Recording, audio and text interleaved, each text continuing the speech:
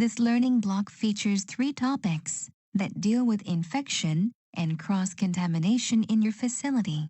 This is what you will learn with these 3 topics. In Topic 1, you will understand what infection is and the importance that cross-contamination plays in your facility.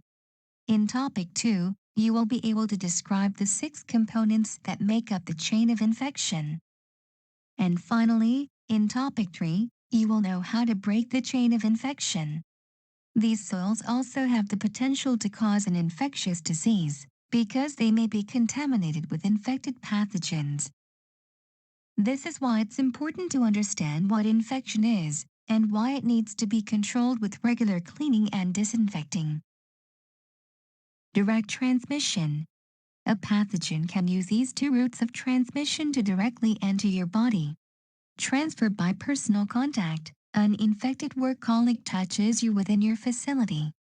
The pathogen enters your body through your skin or an unprotected open cut. Transfer by droplet spread. An infected work colleague coughs or sneezes in your face within your facility. The pathogen enters your body with tiny droplets of spray directly into your eyes, nose, or mouth. Infectious agent. This is the pathogen, also known as the infected bacteria, virus, parasite, and/or fungi, that causes the infectious disease in your facility. In order to break the chain, practice good personal hygiene before you come to work. When you clean and take care of your body, you create a natural barrier that protects you against workplace infections and disease. Be aware that infection and the possibility of cross-contamination may be present in your facility.